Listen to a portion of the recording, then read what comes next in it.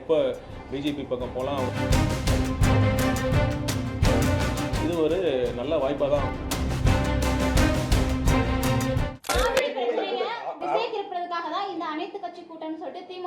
அது எப்படி திசை திருப்பறதா இருக்கும்? இப்போ வந்து இல்லை, ரெண்டுமே முக்கியமான விஷயம் தான். ஒன்றை மட்டும் பார்த்தா மட்டும் போதாது. ரெண்டுமே முக்கியமான விஷயம் தான். ரெண்டுமே மாநில உரிமைகள் சார்ந்த விஷயம் தான். காவிரி விஷயத்திலையும் நம்ம அரசு தெளிவான முடிவோடு தான் இருக்குது. நம்ம அனைத்து சட்டமன்றத்திலேயே நம்ம தனி தீர்மானம் கொண்டு வந்திருக்கோம். மேகதாது விஷயமாக அனைத்து கட்சியிலும் நம்ம பேசியிருக்கோம் சட்டமன்றத்தில். அடுத்து இப்போ நாடாளுமன்ற கூட்டத்தொடர் இப்போ நடந்துக்கிட்டு இருக்குது. அதில் இப்போ டீலிமிட்டேஷன் விஷயமா நம்ம ஒன்றிய அரசு ஒரு பில்லை கொண்டு வரங்கிறப்ப அந்த நேரத்தில் நம்ம எல்லாரும் ப்ரிப்பேர்டாக ஒரே அணியில் இருக்கிறது தான் நம்ம அவசியம். அதை தான் நம்ம தமிழக மக்கள் எதிர்பார்க்குறாங்க. எப்படி திசை திருப்ப முடியும்? இது ஒரு காவிரி விஷயம் ஒரு கண்ணுனா அது டீலிமிட்டேஷன் இன்னொரு கண்ணு தான். அது எப்படி ஒரு கண்ணை நம்ம பார்க்குறப்ப இன்னொரு கண்ணை நம்ம புறக்கணிக்கிறதா ஆகாது. கண்டிப்பாக அதாவது தாவேக அரசுக்கு என்ன தயக்கம்? அதாவது மேகதாது விவகாரத்தில் பேசிட்டோமே, நிறைய வாட்டி அதையே பேசிட்டோம். ஒன்று தயக்கம்லாம் ஒன்றுமே கிடையாது. இல்லை தயக்கமும் இல்லை, பயமும் இல்லை. அனைத்து கட்சி கூட்டத்தில் எப்பொழுது காங்கிரஸ் வெளியே வந்ததோ அவங்களுக்கு ஒரு நல்ல ஒரு காரணம் கிடைச்சிருக்கு. அவ்வளோதான்.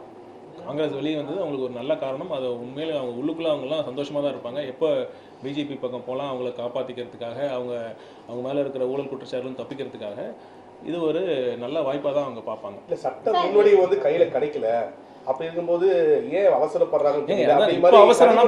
கனிமொழி என்ன சொல்றாங்கன்னா, சட்டமொழி கையில் கிடைக்கல, அதை நிறைவேற்றுவானு அதிகாரமா தெரியல. அதுக்கு முன்னாடி ஏன் தமிழக அரசு அவசரப்படுறாங்கிற மாதிரி ஒரு கேள்வி எழுப்புறாங்க. சரி, இப்போ அவசரம்னா போன வருஷம் நடந்தது என்னன்னு சொல்லுவீங்க?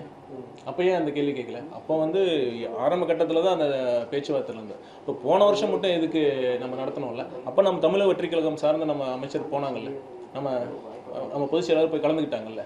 அதுதான் மக்கள் எதிர்பார்க்குறாங்க. சென்னையில் வந்து கடந்த ஆட்சி காலத்தில் மழைநீர் வடிகால் பணிகள் வந்து துவங்கப்பட்டு 90% மேலே முடிவடைஞ்சுன்னு சொல்லிட்டே வந்தாங்க. 90 சென்னையில் வந்து எத்தனை சதவீதம் முடிஞ்சிருக்கு? அது வந்து நம்ம 95, 60, 70 மாறி 90 வந்துருச்சா? அவங்க சொல்லியிருந்தாங்க.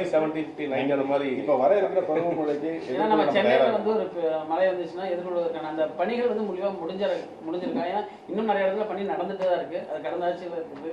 ஆமாம், இது பார்த்தீங்கன்னா ஒரு பெரிய பிரச்சனை. திட்டமிடாத ஒரு பிளான் பண்ணாமல் சிட்டி வளர்ச்சி அடைஞ்சது தான் உண்மை.